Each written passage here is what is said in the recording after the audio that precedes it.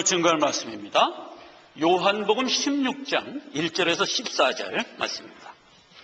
내가 이것을 너에게 이름은 너희로 실족지 않게 하려 함이니 사람들이 너희를 추려할 뿐 아니라 때가 이르면 무릇 너희를 죽이는 자가 생각하기를 이것이 하나님을 섬기는 예라 하리라. 저희가 이런 일을 할 것은 아버지와 나를 알지 못함이라.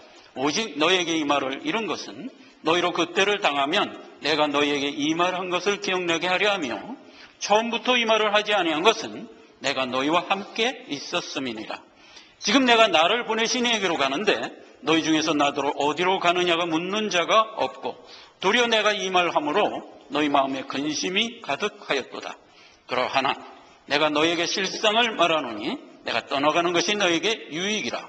내가 떠나가지 아니하면 보혜사가 너희에게로 오시지 아니할 것이요 가면 내가 그를 너희에게로 보내리니 그가 와서 죄에 대하여 의에 대하여 심판에 대하여 세상을 책망하시리라.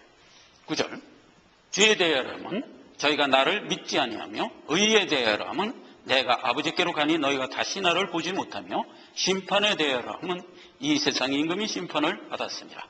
내가 아직도 너희에게 이를 것이 많으나 지금은 너희가 감당치 못하리라. 그러하나 진리의 성령이 오시면 그가 너희를 모든 진리 가운데로 인도하시리니 그가 자의로 말하지 않고 오직 듣는 것을 말하시며 장래 일을 너희에게 알리시리라. 14절 그가 내 영광을 나타내리니 내 것을 가지고 너희에게 알리겠음이니라. 아멘. 보혜사 성령, 오늘 다락방 강화 세 번째 시간으로 이어집니다. 천성의 처소 모내 비리오 진리오 생명의 우리의 소망, 그것에 대해서 강의해 줬고요. 그 다음에 두 번째로 포도나무와 가지의 관계를 통해서 너희는 나로부터 나온 자다. 그렇죠? 세상의 새로운 피조물이다. 생명 갖고 이 길을 나와 함께 가는 자다. 이 땅의 죄 중에 너희를 거하게 하니 죄에 영향받지 마라. 이 부분을 살펴보았고요. 오늘 세 번째 보혜사 성령입니다. 자, 오늘 본문 말씀을 보면 너희가 세상을 믿음 갖고 살아가면 세상이 너를 핍박할 거래요. 너희를 때로는 죽이는 데까지 핍박에 가야 할 거래요. 그런데 저들이 너희를 죽이는 것을 열심을 갖고 한대요. 하나님을 제 딴에는 섬긴다고 생각하고 우리를 핍박하는 거예요. 내가 이제 가서 보혜사를 너에게 보내줄 거다. 너희 안에 거하여 함께 가도록 역사할 것이다. 그렇게 이제 얘기를 해주고요. 그리고 그 보혜사가 너희 안에 들어오면 너희 안에서 어떤 역사를 하냐? 죄와 의와 심판에 대하여 책망하는 모습으로 역사할 거래요. 그런데 여기서 책망이라는 말은 프루브라고 돼 있어요. 입증을 하겠다는 거예요. 입증을. 그러니까 이제 우리말에는 책망이라고 그러니까 너 틀렸어, 넌 잘못됐어 이런다는 의미로 이제 우리가 생각하게 되는데 그게 아니고 우리가 믿음을 갖고 살아가는 것으로 무엇이 증명된다? 죄가 증명되고 의가 나타나고 심판이 증거된다는 거죠. 그러면서 이제 9절에는 그 실상의 내용을 이제 풀어줬죠. 죄에 대하여라면 안 믿는 걸 죄라고 한다. 의에 대하여라면 예수 그리스도가 십자가 대속을 끝내고 천성으로 가신 것을 의미한다. 얼뜻 이해가 안 가죠. 주께서 이제 부활 승천한 걸 의라고 그러는데 우리가 아는 의는 뭐죠? 십자가 대속으로 우리 죄를 쌓여준 거잖아요. 그런데 그렇게 말씀을 안 하고 주님이 십자가 대속을 마치고 하늘로 승천한 게 의래요. 그 다음에 이제 심판에 대하면 이미 세상 임금이 심판을 받았다. 이미 받았다. 앞으로 받을 게 아니고 이미 받았다. 이런 얘기예요. 그래갖고 이제 지금은 너희가 이거를 충분히 알지 못하지만 보혜사 성령이 너희 안에 거하면 자연히 성령에 의해서 알게 될 것이다. 그런데 그 성령은 자의로 말하는 게 아니고 예수 그리스도가 하신 대속 사역을 가지고 너희에게 알리겠다. 그래서 성령이 하는 역사는 결국 뭐를 역사하는 거예요? 예수님이 하신 대속 사역을 역사하는 거예요. 그렇죠? 그렇게 된 게 오늘 본문의 내용입니다. 본문 말씀에서 먼저 한 두어 가지를 정돈을 하고 들어갑시다. 세상 죄인들이 왜 우리를 핍박하냐? 그냥 열심을 갖고 핍박하는데 그 열심이 잘못된 지식에서 비롯됐대요. 그래서 이제 이 부분은 우리가 죄를 판단하면서 좀 느끼고 우리 자신에 대해서도 자성으로 받아야 돼요. 여러분, 이 세상에서 제일 무서운 사람이 누구냐라고 물으면 나이대로 틀립니다. 뭐가 제일 무섭냐? 호랭이. 이렇게 되는 거예요. 호랭이 온다 그러면 이제 울음 딱 끝이는 거예요. 이제 조금 잘하면 이제 호랭이 좀 아닌 걸 알지. 호랭이 온다 그래도 계속 우는 거야. 그러면 이제 엄마가 꽃감 줄게. 그러면 이제 울음을 딱 끝이는 거야. 그래서 이제 밖에서 호랭이가 그 얘기를 듣고 있다가 뭐야 이거? 내가 제일 무서운 줄 알았는데 뭐 꽃감이 그럼 꽃감이 나보다 더 무서운 거야? 도망가자. 그러고 이제 도망가 버린 거예요. 제가 중학교 때 우리 국어 선생님이 세상에서 제일 무서운 게 뭐냐 하면서 이 얘기를 해줬어요. 그리고 진짜 무서운 걸 자기가 청년 때 깨달았대요. 6.25 때 고등학교 다녔어. 근데 이 사람이 6.25를 온전히 겪으면서 느낀 게 뭐냐면 노란 완장찬 사람들이 불문곡지 기성세대를 다 잡아다 죽이는 거예요. 그때 이 사람이 뭘 느꼈냐? 진짜 무서운 건 무식이구나. 그 자기 공산 이데올로기를 사람들한테 이제 표방하는데 기성세대는 절대로 그 말을 안 믿거든요. 그 시절에 배우지 못한, 이렇게 얘기하는 걸 용서하십시오. 배우지 못한 부류들이 그걸 혹해서 믿어요. 왜냐하면 노동자 농민의 천국을 만들어주겠다 하니까 일단 그들이 이제 혹하죠. 그래갖고 그들에게 완장을 치워서 기성세대를 다 잡아들이겠어요. 우리 삶의 터전에서 함께 살던 사람이기 때문에 기성세대가 누군지 다 알잖아요. 몽땅 잡아오게 해갖고 철사슬로 꽁꽁 묶어서 다 죽인 거예요. 이게 이제 공산혁명이 보여준 모습인데 제가 뭐 여기서 정치적인 얘기를 하자는 게 아니라 원리를 얘기하고자 하는 겁니다. 근데 영적으로도 마찬가지예요. 하나님의 진리를 바르게 알지 못하면 사도 바울의 사울처럼 되는 거예요. 불문국직자보다 죽이는 거예요. 그게 제 딴에는 하나님을 위하는 줄 안다고. 종교에 보면 그런 얘기 많죠. 이슬람 성도들이 불문국직 사람을 죽여. 테러하고 폭발하고. 근데 그 사람들이 무슨 열심 때문에 그래요? 자기가 가지고 있는 진리에 대한 잘못된 열심 때문에 그런다고요. 진리를 바르게 알지 못하면 전부 이렇게 무식쟁이가 돼갖고 결국 죄된 일만 하는 거예요. 그 죄된 일이까지 가면 어디까지 간다? 사람을 해하는 일까지도 간다. 요걸 깨달으라 해요. 그 다음에 이제 죄에 대하여, 의에 대하여, 심판에 대하여 프루브를 하는데 죄가 뭐냐 하는 거예요. 우리가 일반적으로 가지고 있는 성향으로 죄를 판단하면 안 돼요. 성경에서 진짜 죄가 뭐냐? 예수 안 믿는 게 죄예요. 오늘 이거 분명히 우리 성도들이 인식하기를 원합니다. 성경 말씀에 의하면 죄에 대한 정의를 이렇게 얘기하고 있습니다. 요한복음 8장 24절 너희가 만일 내가 그리스도인 줄 모르면 죄 가운데 죽으리라. 예수님이 하신 말씀이에요. 예수가 그리스도다. 이걸 모르면 그는 무조건 심판이에요. 여러분 세상 사람들 이제 잘 살아갑니다. 그런데 예수 모르고 살아가요. 다르게 살 수 있어요. 선행 많이 하며 살 수 있어요. 다 소용없어요. 만약 예수를 모르면 심판이에요. 왜냐? 그는 죄된 삶을 사니까. 그러니까 성경은 이렇게 얘기하는 겁니다. 믿음으로 쫓아 하지 않은 모든 삶이 죄니라. 로마서 14장 믿음으로 하지 않은 모든 삶, 모든 행위는 죄예요. 믿음 없이 이 땅을 잘 살아간 수많은 사람들이 있어요. 그게 뭐예요? 죄된 삶을 산 거예요. 그러니까 끝내는 뭐예요? 멸망. 좀 심하게 들립니까? 아니, 그렇지 않아요. 이걸 깨닫는 것이 복이에요. 예수는 그리스도다. 요걸 믿지 않으면 다 죄예요. 그 다음에 이제 의에 대해서 얘기하는데 예수 그리스도가 아버지의 나라로 감으로 그게 의래. 이게 무슨 말이냐 이거요. 자, 요거는 우리가 알고 있는 의를 포괄적으로 묶어서 이해를 하라는 뜻에서 이렇게 얘기한 거예요. 뭐냐면 예수님이 십자가에 못 박혀 죽으심으로 뭘 이루어요? 대속, 죄값을 치러요. 그런데 그 죄값을 치른 이를 하나님이 인을 쳐야 비로소 그 제사가 연락을 하는 거예요. 그래야 대속사역이 생명으로 이어지는 역사가 되는 거거든요. 그걸 의라고 그래요. 그래서 우리가 죄사함을 받고 의롭게 됐다 할 때 십자가 대속에 머물르면 안 돼요. 십자가 대속을 이루고 예수님이 사망 가운데서 생명으로 부활함으로써 그 대속사역이 연락이 되는 거예요. 이 얘기는 구약이 아주 분명하게 예시하고 있어요. 예수님의 대표성으로 구약에 세운 모형이 뭐죠? 대제사장. 그렇죠? 대제사장에서 가장 먼저 세운 자가 누구? 아론.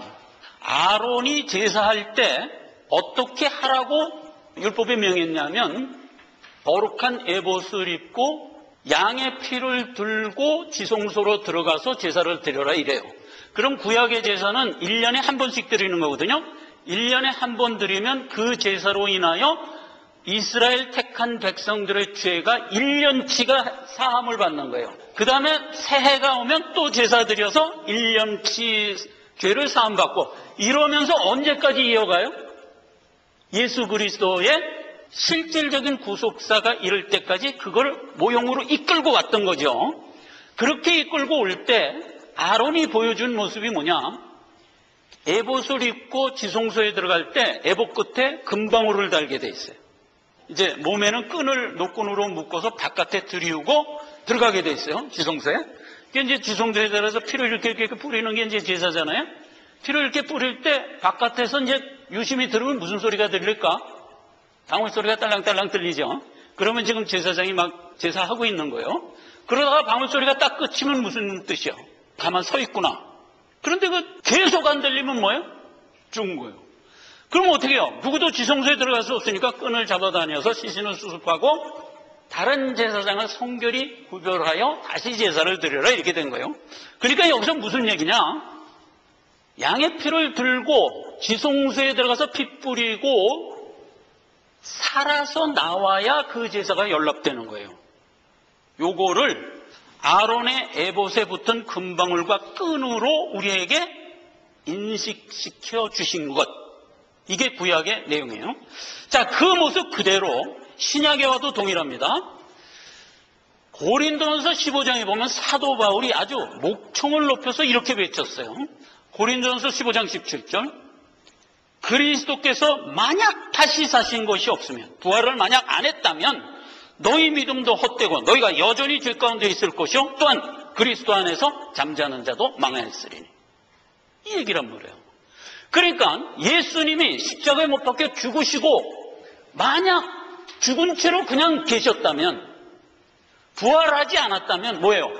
그 대속 제사는 연락되지 못했다는 뜻이 되기 때문에 우리는 뭐예요? 여전히 죄 가운데 있고 우리의 믿음도 다 헛되고 예수 믿고 죽은 자들도 다 망한 거다 이거예요.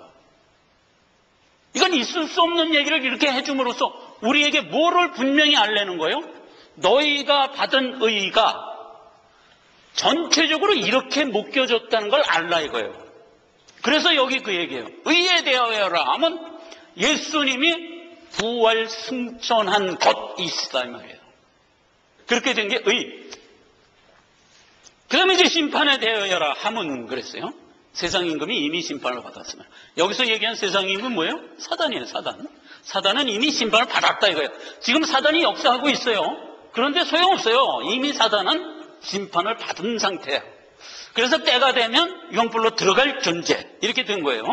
이사야서 10장 23, 24절에 보면 이스라엘이여 내 백성이 바닷모래 같을지라도 남은 자만 돌아오리니 너희는 넘치는 공의로 회멸이 작정되었음이라. 이미 작정되었은즉 주 만군의 여호와께서 온 세계 중에서 끝까지 행하시리라. 주님이 행하시는 구속사는 두 작정이 있어요. 이스라엘아 남은 자는 반드시 구원을 얻는다. 그리고 그 나머지는 전부 회멸되어 멸절할 것이다. 내가 택한 자는 반드시 살아나고 택함 받지 못한 자는 끝내 멸망하리라. 하나님이 택하지 않은 게 누구예요? 마귀와 그 추종자들. 그건 절대로 택한 게 아니에요. 그들은 멸망받기로 작정됐어요. 이거 신약에 오면은 더 분명하게 기록했어요. 유다서 4절에 이는 가만히 두는 사람이 몇이 있음이라 저희는 옛적부터 이 판결을 받기로 미리 작정된 자니 하나님의 은혜를 사교꼬리로 바꾸고 홀로 하나이신 주제 우리 주 예수 그리스도를 부인하는 자. 아까 죄를 설명할 때 뭐라고 그랬어요? 예수는 그리스도다. 이걸 부인한 게 죄라고 그랬어요. 죄를 생내적으로 가지고 있는 자다는 멸망받기로 작정되었다고요. 자, 이렇게 된 게 성령이 세상에 와서 입증할 내용이에요. 그럼 성령이 그걸 어떤 식으로 입증할 거냐 하는 거 이제 오늘 좀 살펴보자 말이에요. 성령 사역. 성령이 와서 그 사역을 할 건데 공중에 성령이 딱 있어서 성령이 막 사역을 하고 그걸 할까? 아니에요. 성령이 오늘 본문 말씀에 뭐라고 그랬어요? 오셔서 너희 안에 들어갈 거라고 그랬어요. 그래서 우리로 하여금 믿음 갖고 살게 하는 거예요. 우리의 믿음의 신행이 성령의 역사로 드러나는 거예요, 지금. 그걸 기본적으로 알고 이 문제를 들어가요. 자, 그래서 성령 사역, 성령이 하신 일을 가장 대표적인 것 4개를 우선 합시다. 그러니까 오늘 정돈합시다. 첫째, 성육신을 하게 하셨어요. 하나님이 몸을 입고 이 땅에 태어나도록 능력으로 하신 분, 이게 성령이 한 거예요. 마태복음 1장 18절 예수 그리스도의 나심은 이러하니라 그 모친 마리아가 요셉과 정혼하고 동거하기 전에 성령으로 잉태된 것이 나타났더니. 그러니까 예수님이 마리아의 태를 빌어 몸을 입고 온 것 성령이 했다고요. 그러니까 성육신 성령이 했다. 또 하나, 우리의 죽은 영을 성령이 와서 살려요. 요한복음 3장 5절 사람이 물과 성령으로 나지 않으면 하나님 나라에 들어갈 수 없다. 고린도전서 12장 3절 성령으로 아니하고는 우리가 믿을 수 없다. 그러니까 우리가 이미 믿은 자 된 거는 성령이 한 거예요. 그러니까 잡아요. 두 가지 큰 주제. 하나님이신 영을 죄된 모습의 육신을 입고 이 땅에 오게 한 거 성령이 했어요. 죄 중에 있는 우리의 영을 살려서 산 영이 되게 한 것, 이거 성령이 했어요. 이 두 가지 성령이 했어요. 성령이 오므로 우리의 영이 살아난 것이 우리의 어떤 의지나 우리의 노력으로 된 게 아니라는 것을 구약과 신약에서 하나씩 읽어봅시다. 에스겔서 37장 7절 이에 내가 명을 쫓아 대언하니 대언할 때 소리가 나고 움직이더니 이 뼈 저 뼈가 들어맞아 뼈들이 서로 연락하더라. 자, 에스겔서 37장에 들어가 보면 에스겔을 하나님이 끌고 큰 골짜기로 갑니다. 가서 에스겔한테 물어요. 에스겔아, 저 골짜기를 내려다 봐라. 그때 에스겔이 내려봤어요. 여기 에스겔은 우리예요. 나한테 그렇게 명하는 거예요. 그게 봤어요. 그 우리가 세상을 이렇게 다 보니까 전부 뭐예요? 안 믿는 자 두성이지. 그러니까 이제 에스겔 똑같이 본 거야. 뼈들이 있네요. 이렇게. 그 뼈가 살았냐 죽었냐? 전부 죽었네요. 이렇게 된 거예요. 그러니까 이제 하나님이 묻습니다. 저 뼈들이 살아나겠냐? 뭐 에스겔이 알 도리가 없지. 잘 모르겠는데요. 그랬더니 하나님이 에스겔한테 생기하게 대언하여 뼈들에게 들어가라고 대언하라 이랬어요. 그러니까 이제 에스겔이 그대로 했어요. 생기야 뼈들에게 들어가라 이랬어요. 간단하죠. 대언하라 그랬으니까 대언했어요. 그랬더니 갑자기 뼈들이 서로 연락하고 해서 뼈대를 이루더니 거기에 살이 붙고 가죽이 덮이고 핏줄이 생기고 해서 큰 군대가 되더라. 이렇게 된 거예요. 이게 뭐예요? 물과 성령으로 그 얘기예요. 성령이 하나님의 진리의 말씀을 선포하니 죽은 영들 중에 살아나더라 이 말이에요. 이거야말로 뭐예요? 하늘의 기사, 오명한 일이죠. 그렇죠? 이게 일어난 거예요. 그렇게 일어났어요. 자, 이 똑같은 얘기를 신약으로 들어가 봐요. 더 분명히 얘기했어요. 요한복음 5장 25절 진실로 너에게 이르노니 죽은 자들이 하나님의 음성을 들을 때가 오나니 곧 이때라. 듣는 자는 살아나리라. 우리가 노력해서 살아났다? 아니. 하나님의 말씀이 들리니 택한 자는 살아나리라예요. 생기야 들어가라 라고 대언하니 뼈들이 살아난 거예요. 뼈에게 조건이 있어요? 없지. 죽은 우리가 조건이 있어요? 없지. 그냥 복음이 전파됐더니 그냥 살아난 거예요. 누구의 능력? 성령의 능력. 물과 성령으로 죽은 우리의 영이 살렸다 하는 이 성령의 능력을 이렇게 설명한 거예요. 이게 설명한 거예요. 이거 분명한 거예요. 자, 그리고 그러면 우리 몸은 언제 살리나? 당연히 몸도 살리죠. 주님 재림할 때 몸을 살리겠다. 로마서 8장 11절. 너희 안에 거하는 그 영이 나중에 너희 죽은 몸도 살릴 것이다. 이렇게 약속이 되어 있는 거예요. 그러니까 몸은 주님 재림할 때 부활 성체, 예수님이 보여줬죠. 자기가 부활하는 모습 보여줬죠. 우리도 그와 같이 될 것. 그 소망을 갖고 있으란 말이에요. 아니, 소망이 아니라 이건 확실한 진리죠. 이걸 분명히 갖고 있으라. 이 얘기예요. 자, 마지막. 이렇게 해서 예수님이 성육신한 모든 것을 묶어서 도장을 치는 일을 한단 말이에요. 도장. 에베소서 1장 13절. 그 안에 너희도 진리의 말씀 곧 너희의 구원의 복음을 듣고 그 안에 또한 믿어 약속의 성령으로 인침을 받았다 이거예요. 그래서 성령이 우리 안에 들어오면 내가 구원받아 생명 가졌다는 것을 성령이 인을 쳐줘요. 그래서 우리가 깨닫는 거예요. 아, 나는 이제 하나님의 자녀가 되었구나 라고 깨닫는 거예요. 여러분, 무엇으로 깨닫죠? 내가 세상 사람들이 갖고 있지 않은 믿음을 가졌다는 것으로 분명한 인식을 하는 거예요. 이 믿음은요, 절대로 세상 사람들은 가질 수 없어요. 아무리 학식이 많아도 학식으로는 가질 수 없는 것, 이게 믿음이에요. 무엇으로만 가질 수 있는 것? 성령이 들어왔을 때만 가질 수 있는 것, 이게 믿음이에요. 이게 증거예요. 근데 그 증거를 성령이 하는 거예요. 성령 사역을 우리가 오염해서 인식을 많이 해요. 그래서 그것도 분명히 이 시간에 깨달아야 돼요. 성령 사역을 어떻게 인식을 보통 하죠? 두 가지로 인식을 해요. 잘못 인식하는 겁니다. 죽은 신학이라고 그랬죠. 신신학은 성경이 아닌 다른 것으로 신학을 한 신학. 이게 죽은 신학이지 당연히. 이 신신학에서는 성령 사역을 인정하지 않아요. 그 독일에서 신신학이 1900년 초에 막 역사할 때 많은 믿음의 교육자들이 이제 새로운 신학이 생겼다 그러니까 교육자들은 그 공부에 어떤 그 욕심이 있습니다. 교육자들이. 그래서 이제 나도 이 새로운 신학이 생겼다니까 나도 들어가서 배우리라 하고선 거기를 많이 들어가서 신신학을 배웠어요. 잘못된 주의 종들은 다 이제 마귀 종이 돼버린 거야. 신신학을 통해서. 그런데 택한 종들이 가면 뭘 깨달았을까? 당연히 이건 완전히 죽은 신학이네. 이걸 깨닫고 돌아오는 거야. 그래서 이제 미국의 그 대표적인 인물 하나가 메이첸이라는 사람이에요. 그 메이첸이 PCA를 창설한 사람이에요. 오도독스 장로교회를 창시한 사람이에요. 그걸 1905년도에 가서 신신학을 하고 돌아와서 야, 이거 신신학 해보니까 이거 완전히 미친 신학이다. 이건 버려야 될 거다. 그래갖고 이제 분명히 오히려 더 깨달았죠. 우리나라에도 마찬가지예요. 김현석이라는 그 목사님이 지금 나이가 아마 80이 좀 넘었을 거예요. 그분이 70년 초에 신신학을 가서 한 거야. 하고 뭘 깨달아서 이거 완전 미친 신학이구나. 깨닫고 와서 다른 신학을 했어요. 그래갖고 이제 메이첸과 및 김현석 목사님이 그 간증 중에 한 얘기 중에 이런 얘기가 있어요. 이 신신학은 성령의 역사를 절대로 부인하는 거야. 그러니까 성경에 있는 이 아까 얘기한 성육신, 우리 영이 거듭나는 거 이런 거 전부 성령의 역사잖아요. 이거 다 부인하는 거야. 그래서 성령 사역을 어떻게 잘못 이해하고 있냐? 1. 성령은 없다. 이게 하나예요. 그 다음에 2.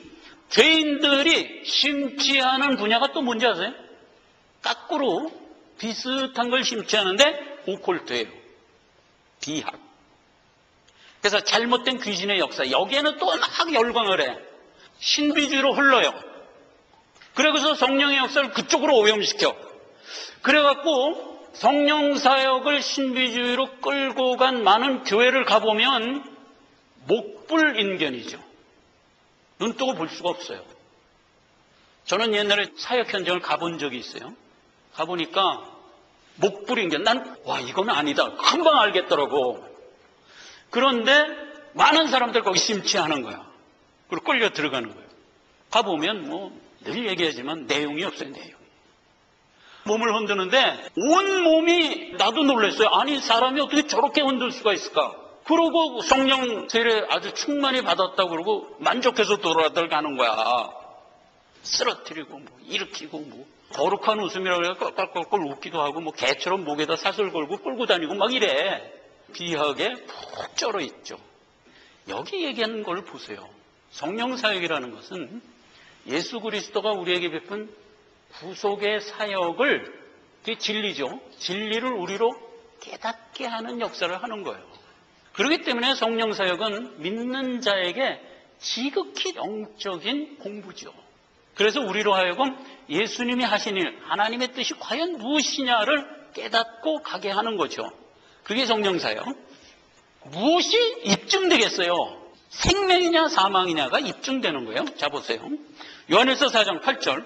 우리는 하나님께 속하였으니 하나님을 아는 자는 우리의 말을 듣고 하나님께 속하지 않는 자는 우리의 말을 듣지 않으냐니 이것으로서 진리의 영이냐 사단의 영이냐가 구별되느니라, 이 말이에요. 그러니까 우리의 언행의 삶에서 말하자면 믿음이 표출이 되죠. 알게 모르게 표출이 됩니다. 그러니까 예수 믿고 살아야 돼. 우리는 늘 이렇게 평소에 얘기를 하면서 살아요. 그리고 안 믿는 자에게 기회가 닿는 대로 예수 믿어야 돼. 그래야 구원받고 그래야 살아. 이런 얘기를 늘 하지요. 내 안에 있는 성령의 역사예요. 그거야말로 성령 사역이죠. 그렇게 했을 때 나타나는 가장 원초적인 구분이 뭐냐? 듣느냐 안 듣느냐예요. 어떤 사람은 들어요. 어떤 사람은 죽어도 안 들어요. 그렇게 구분되는 거예요. 생명이냐 사망이냐가 성령이 세상을 프로브하리라, 이렇게 프로브가 되는 거예요. 또 하나, 요한일서 5장 8절 9절. 하나님의 증거는 이것이니 아들에 관하여 증거가 있는 것이라. 하나님의 아들이 있는 자에게는 자기가 증거가 있고 하나님을 믿지 아니하는 자는 하나님을 거짓말하는 자로 만드나니 이는 하나님께서 그 아들에 관하여 증거하신 증거를 믿지 아니하였습니다. 우리를 보고 어떤 사람은 믿음으로 나오고 어떤 사람은 계속 불신에 머물러 있어요. 그래서 믿느냐 안 믿느냐로 프로브가 되는 거예요. 우리 주변의 이웃들이 어떻게 구분되든가요? 우리를 통하여 믿든가 우리를 통하여 죽어도 안 믿든가로 구분된다고요. 이게 생명과 사망이 프로브되는 거예요. 그렇죠. 너는 사망이야, 너는 생명이야, 이래서 프로브가 아니라 그냥 우리를 보고 일부는 믿고 일부는 안 믿는 것으로 스스로 구분되는 거예요. 이게 성령 사역이라니까.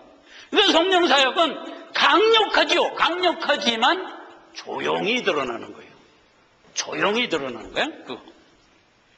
출애굽기 구약에 가면 이 이야기를 모형에 담아줬는데 익사이팅하게 담아줍니다. 자, 출애굽기 7장 1절로 4절. 여호와께서 모세에게 이르시되 볼지어다 내가 너로 바로의 신이 되게 하였은즉 내 형 아론은 내 대언자가 되리니 바로가 너희를 듣지 아니할 터인즉 내가 내 손을 애굽에 더하여 여러 큰 재앙을 내리고 내 군대 내 백성 이스라엘 자손은 그 땅에서 인도하여 낼지라. 모세는 애굽에서는 어떤 존재? 영적으로 신 같은 존재래. 그런데 바로는 모세를 신으로 느낄까? 안 느껴요. 하나님과 모세가 볼 때 모세는 애굽의 신이에요.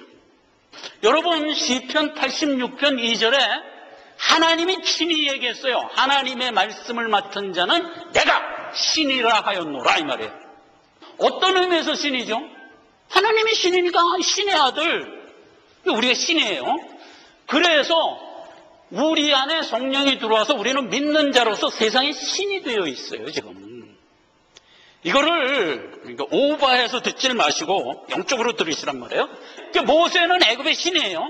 그런데 모세가 애굽에 가서 바로 앞에 행한 행보로 무엇이 드러나요?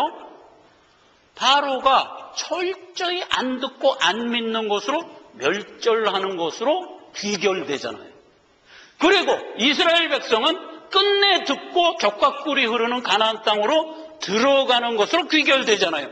그렇죠. 구약의 모형도 그렇게 구별되는 거예요. 그러니까 생명이냐 사망이냐가 구별되는 것으로 모세의 출애굽 역사는 증언되는 거예요. 그럼 그 증언되는 것을 모형에 10가지 재앙이라는 모습으로 담아줬어요.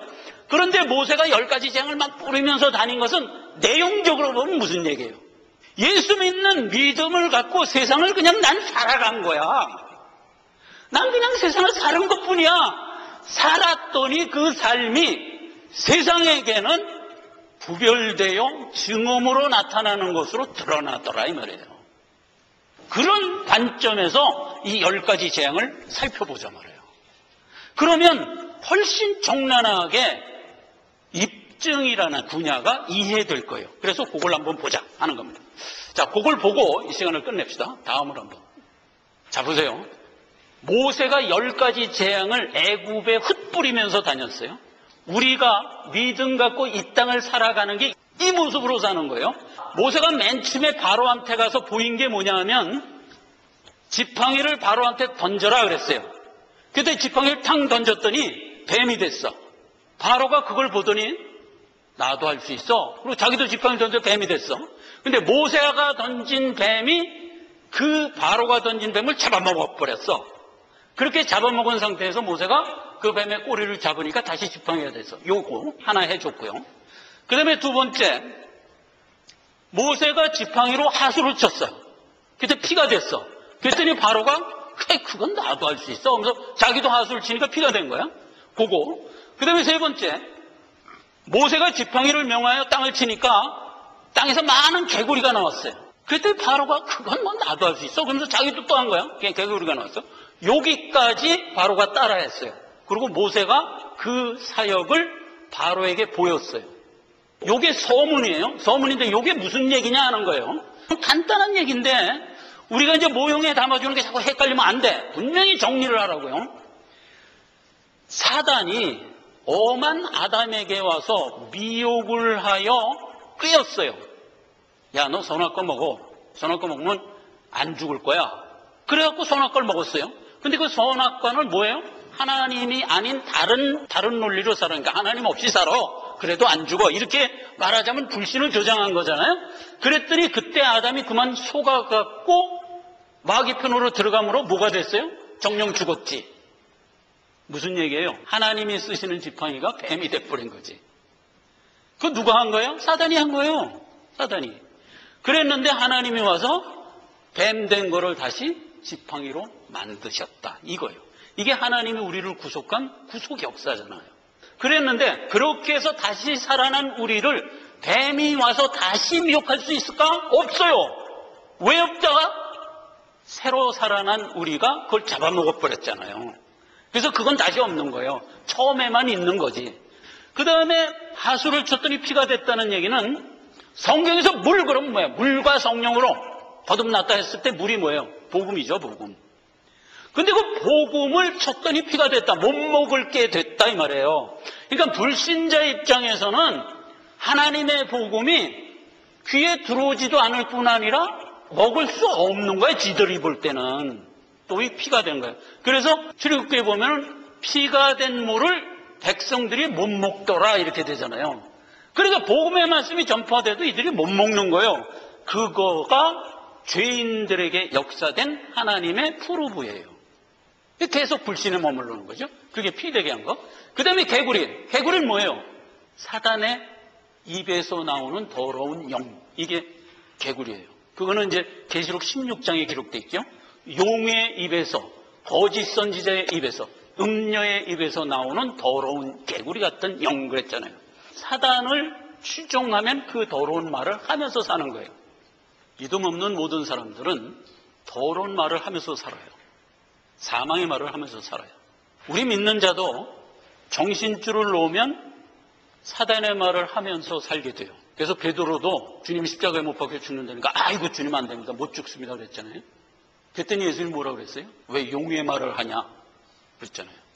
사단아 물러가라 그랬잖아요. 그러니까 우리도 항상 조심하세요. 우리가 가지고 있는 육정에서 부지불식간에 개구리 같은 말이 나와요. 믿음 없는 말이 나오는 거예요. 믿음 없는 말이. 그러지 말라는 거잖아요. 자, 여기까지가 사단이 한 짓이에요. 근데 그거를 모세가 가서 입증을 하죠. 그렇죠? 네가 이 짓 했지? 하고 이제 모세가 말하자면 반추해 준 거죠. 반추. 그 다음에 이제 세 번째서부터 이 재앙서부터 나오죠.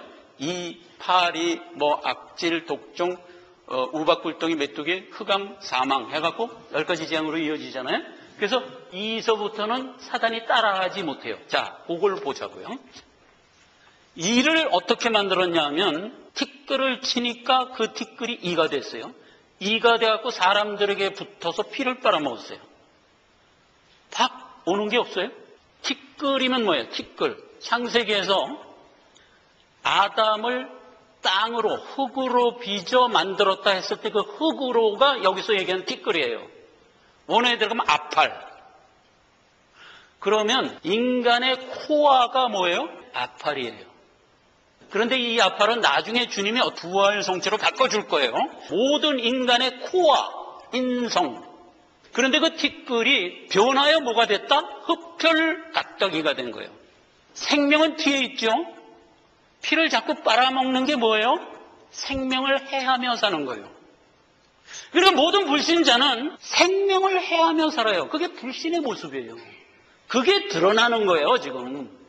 복음이 증거되는데 복음을 안 받아들여, 안 믿어, 헛된 삶을 사는 거예요. 아니, 헛된 삶에서 지나서 자기 생명을 해하며 사는 거예요. 이가 돼서 내 생명의 피를 자꾸 빨아먹으며 사는 내 인성이 죄인이 가지고 있는 자기 인성으로 자기를 죽이며 사는 거예요. 그게 드러나는 거예요. 이 재앙이에요. 그 다음에 파리 재앙, 동일해요. 점증을 했어요. 파리는 우리가 볼 때 이처럼 피 안 빨아먹는 거로 알죠? 그런데 시편 78편 45절 파리를 이렇게 얘기했어요. 피를 빨아먹는 벌레 이렇게 돼 있어요. 그러니까 이보다 조금 더 큰 개념이에요. 그러니까 뒤로 갈수록 점점 더 자기를 해하면서 살아가는 죄가 관용되는 모습을 보여준 거예요. 그 다음에 이제 악질, 생축에 붙어서 모든 생명체가 자꾸 죽는 거예요. 그런데 이 악질을 얘기할 때 성경에 다른 말로 번역된 게 온역이에요. 그래서 악질, 온역이 같은 원어예요. 그런데 성경에서 온역을 얘기할 때 항상 세 개가 끼어져서 언제나 나와요. 온역 하나만 갖고 나오는 예가 없어요. 언제나 보면 칼과 기근과 온역 이렇게 돼 있어요.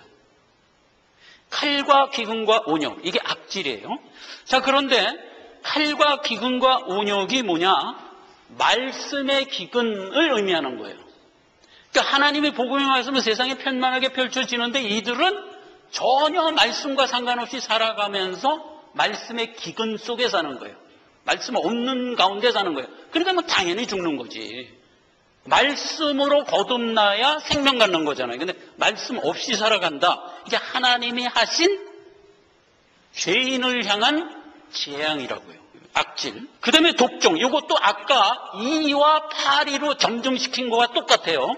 악질이 점증돼서 독종이 된 거예요. 그런데 독종을 보면 풀무의 재가 변하여 독종이 됐다 이렇게 돼 있어요. 풀무라는 말이 동일하게 쓰여진 게 옹기점이에요. 옹기점이 풀무라는 말과 동일한 원어예요. 제일 대표적으로 떠오르는 게 뭐죠? 소돔과 고모라를 진멸할 때 옹기점 연기처럼 솟았다 그랬잖아요. 풀무의 재가 솟았다 이 얘기예요. 연기가 올랐다. 그러면 심판으로 인하여 심판의 티끌이 튀었다 이거죠. 그랬을 때 그 티끌이 몸에 붙어서 독종이 되는 거예요. 근데 이 독종이라는 말도 성경에는 어떻게 쓰였냐? 문둥병이라는 말과 동일하게 쓰여요. 그래서 문둥병이라는 말이나 독종이라는 말이 같은 원어예요. 하나님의 심판이 극에 달하니 전부 문둥병자가 되는 거야. 성경에서 문둥병자는 지각이 없는 병을 일컫는 말이에요. 중풍병하고 방불한 거예요. 중풍병은 의지대로 자기 몸을 못 움직이는 의미에서 지각이 없죠. 근데 문둥병은 아픔을 느끼지 못하는 거야. 그래 지각이 없는 거거든요. 그래서 문둥병이 죄인의 대표적인 병의 이름이에요. 그런데 성경에 보면 문둥병을 치유하는 방법이 나오죠. 간단하게 나와요. 자, 잠깐 봅시다. 레위기 13장 20절입니다. 잠깐 제가 그거는 소개를 하겠습니다. 레위기 14장에는 문둥병을 치유하는 방법에 대해서 나오는데 22절에 보면 기본적으로 문둥병은 어떻게 치유받을 수 있다? 제사장이 수양을 잡아서 제사 드리면 문둥병이 낫는다. 이렇게 기본이 되어 있어요. 그럼 생각해 보세요. 모든 택한 죄인이 죄 씻음을 받는 건 기본적으로 뭐죠? 예수 그리스도가 십자가에 못 박혀 죽음으로써 우리 죄가 사함받는 거잖아요. 이게 기본이에요, 기본. 우리가 노력한 거 아니에요. 제사장이 한 일이에요. 그렇죠? 이게 기본. 자, 그런데 예수님이 그렇게 우리에게 대속의 은혜를 베풀었어요. 그랬는데 많은 믿는 택한 자녀들이 아멘하고 탕탕 나와야 돼. 100%. 대부분은 나오는데 일부는 못 나와. 택한 자녀인데도 못 나와. 그걸 레위기 14장에서는 어떻게 표현했냐? 가나안에서 수양을 제물로 드릴 능력이 없더라. 이렇게 나와요. 가난하다는 게 무슨 얘기냐? 하나님이 우리에게 베푼 복음의 말씀을 듣고 영적으로 미약하여 탁 이해를 못하는 거야. 아직 세상 논리가 강해서 야, 죄 사한다는 건 선행을 해야 죄가 사하는 거지. 옛날에 우리 어머니처럼 선행을 해야 죄를 사는 거지. 어떻게 누가 나 대신해서 죽고 말고 하는 것을 어떻게 죄가 사해지냐? 말도 안 돼. 이러고 안 믿는 거. 이게 가난한 거예요. 뭐에 대해 가난해요? 진리에 대해 가난한 거예요.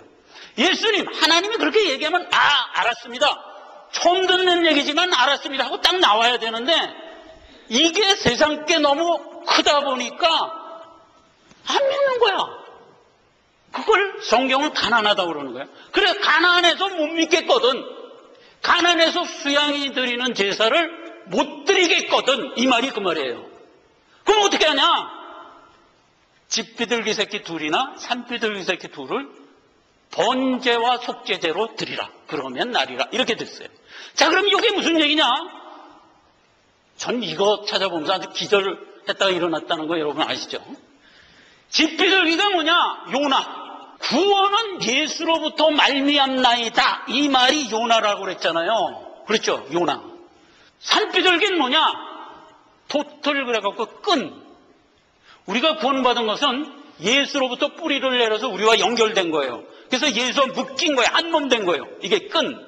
이게 무슨 얘기예요? 가서 복음 다시 듣고 예수로 구원이 이루어졌다라는 이 복음 다시 듣고 예수와 한 몸 되라 라고 명한 거예요. 예수가 베푼 대속의 사역을 못 믿겠거든 가서 다시 듣고 믿으라 이 소리예요. 여러분, 믿음은 어디서 나오죠? 기본적으로 성령에 의해서 나오지만 우리에게는 어떻게 역사되죠? 들음에서 나는 거예요. 로마서에 그렇게 돼 있죠. 믿음은 들음에서 나며 들음은 하나님의 말씀으로 말미암나이다. 이렇게 된 거잖아요. 그러니까 믿음은 들음에서 나는 거예요. 그러니까 여기 거예요.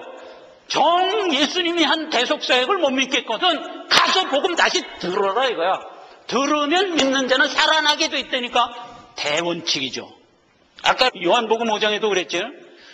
죽은 자가 살아나는 역사가 있으리니 듣는 자는 살아나리라 그랬잖아요. 들으면 살아나게 돼 있어요. 그러니까 여기서 산비둘기 집비둘기 들으라는 얘기는 하나님이 한 대속사역 하나님이 다 했어. 그럼 넌 당연히 생명이 일어나야 되는데 믿음이 연약해서 못 일어나거든. 다시 들어라 이 소리예요. 이렇게 된 게 뭐다? 문둥병을 낫게 하는 규례. 그러면 여기서 봐요. 독종이 생겼어. 풀무의 죄가 변하여 우리의 문둥병이 된 거예요. 자꾸 죄인으로 떨어지는 거예요. 세상 원리에 자꾸 쫓아가다 보니까 점점 더 세상적 인성으로 변해갔어요. 그랬을 때 그걸 치유할 수 있는 유일한 길, 대속의 은혜, 복음을 듣는 것, 이거다 말이에요. 얼마나 명쾌해요.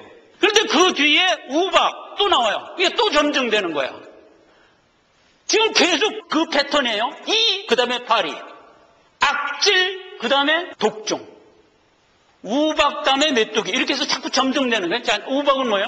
우박이 떨어짐으로 인하여 죽은 게 뭐예요? 푸른 풀이 다 죽었지. 푸른 풀하고 나무. 그러면 우박이 재앙이라는 거예요. 그런데 이제 많은 신신하게 교육자들 중에는 우박을 우박으로 그냥 해석해요. 그러니까 이제 말씀에 되면 우박 재앙이 떨어지는데 3kg짜리 우박이 떨어진대. 그럼 3kg만 이만해요. 이만한 게 떨어지면 그 사람 맞으면 죽지. 집에 떨어질 집 다 파괴돼요. 그런 재앙이 떨어질 거라는 거예요.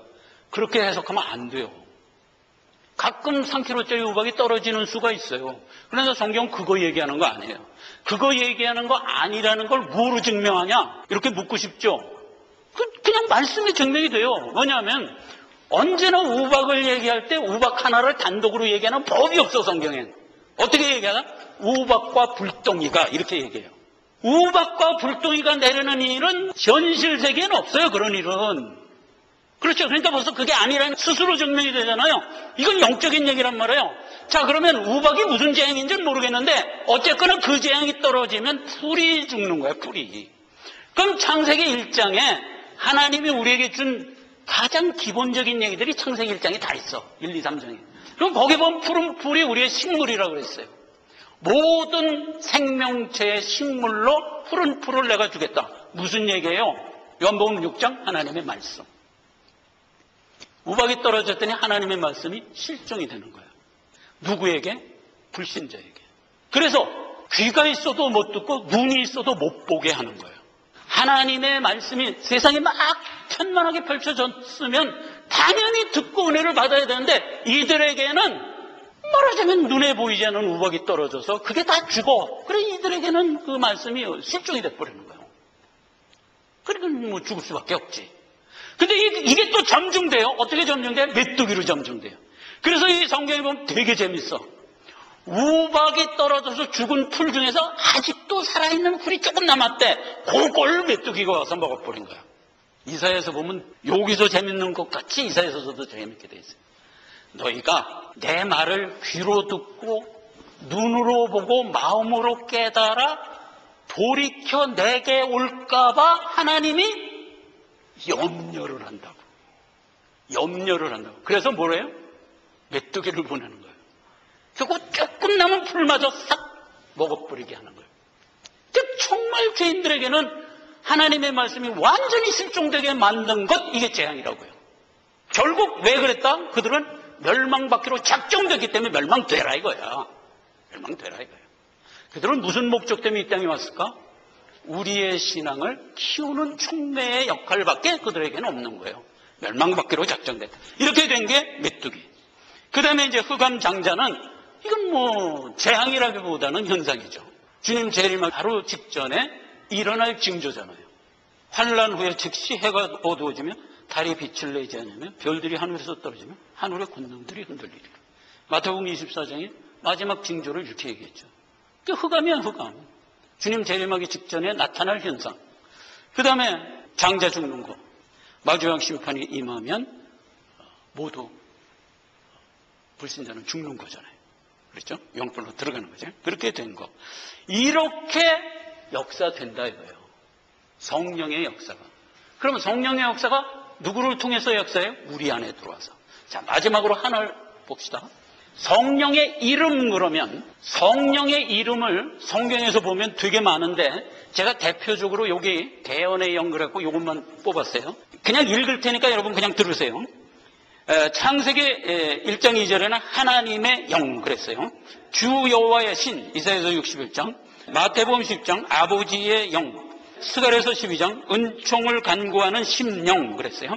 그 다음에 요한복음 14장 진리의 영, 로마서 1장 4절 성결의 영, 로마서 8장 2절 생명의 성령, 로마서 8장 9절 그리스도의 영, 로마서 8장 15절 양자의 영, 성도의 영이에요.